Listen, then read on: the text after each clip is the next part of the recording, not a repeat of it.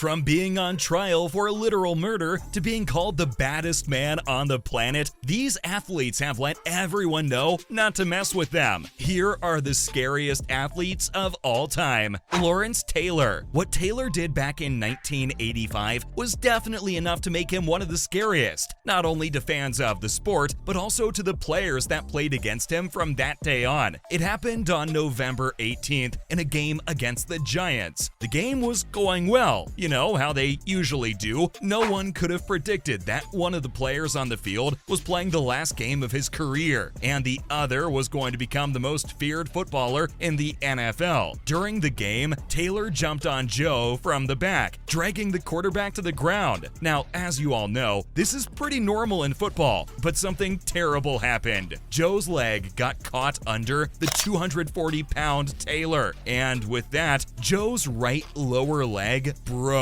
The whole stadium saw and heard the sound of his bone shattering right in front of their eyes. One bone pierced right through his skin and poked out, presenting a gruesome sight to the audience. Taylor was the first in the whole stadium to react to what happened and tried to help the quarterback like a friend rather than an opponent. Joe was then taken to a local hospital where he underwent surgery the same night, but after that, with an injury so severe, he never returned to the field to play football. The pain was more than I've ever gone through in my life, in any phase of my life, whether it be athletics or hitting myself with a hammer. So that was the end of Joe's career. On the other hand, Taylor became even more feared than he already was in the NFL. We all know he didn't mean to break Joe's leg, but the fact that he has the ability to is something all players were terrified of after that day. Just like everyone feared O.J. Simpson. You would think that with a nickname as innocent as The Juice, you'd not be as scary as O.J. is. A former football running back, a broadcaster, actor, and an advertising spokesman, he's done a lot of things in his life. These things also include committing a felony. O.J. was convicted of 2 murders, one of his wife, Nicole Brown Simpson, and the other of his friend, Ron Goldman. And despite all his attempts to escape his reputation as the murderer, nothing really ever worked. Orenthal James Simpson, not guilty of the crime of murder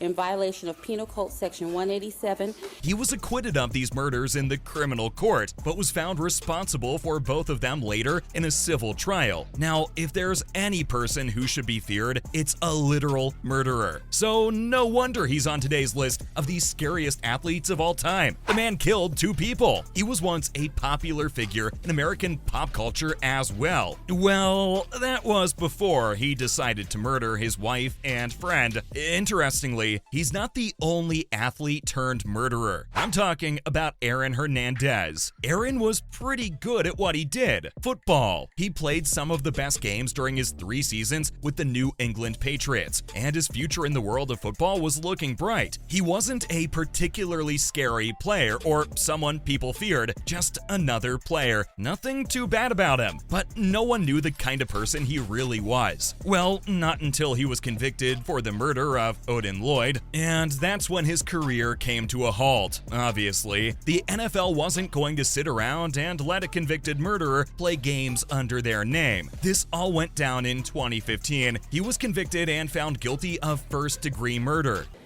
Guilty of murder in the first degree. Madam Foreperson, by which theory or theories?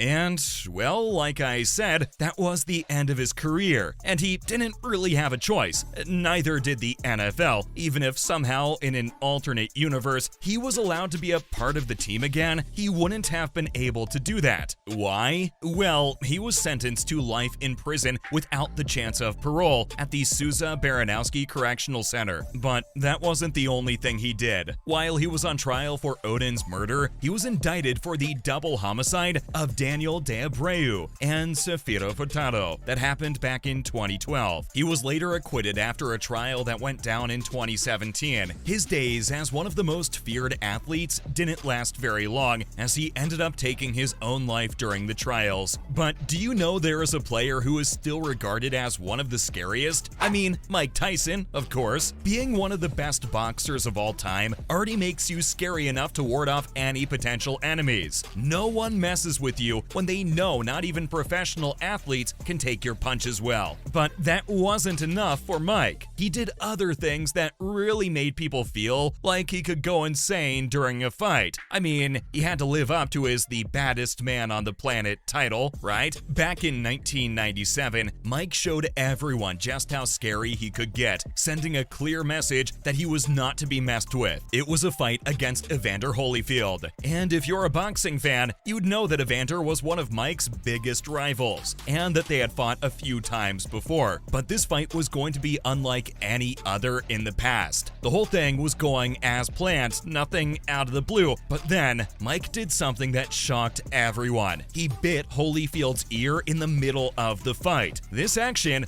obviously stopped the fight for a while and cost Tyson 2 points and a warning from the referee. 2-point deduction, the fight will go on. But the fight resumed after all this. Things were normal again until, yup, you guessed it, Tyson bit his ear again, this time biting off a small part of it. Ouch! This earned him a disqualification and a pretty scary reputation among other boxers and fans. Tyson later said that the reason he did it was that Holyfield kept headbutting him. Discouraged and stuff, and he was headbutting me, and I was really mad, and I didn't know what to do, and I just exploded, and I bit his ear. And no, matter of fact, I bit it twice, and I'm truly sorry.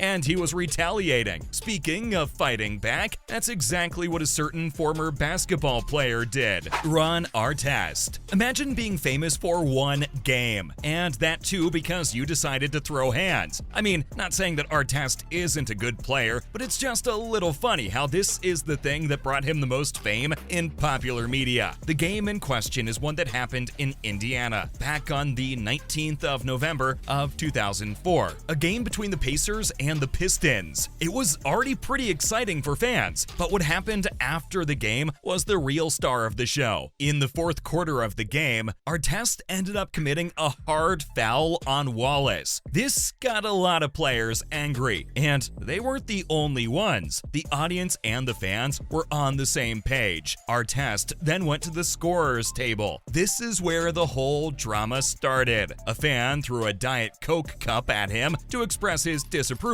Artest wasn't going to hold back and decided to retaliate. Unfortunately, he thought another fan threw the cup and ran toward the wrong person, landing a power-packed punch in the fan's face. It caused a huge scene, and the game had to be canceled, giving the Pacers a win. Now, will he always be remembered for punching an innocent fan? Not really. Would another fan think twice before making him angry? Definitely. And that was all about some of the scariest athletes of all time.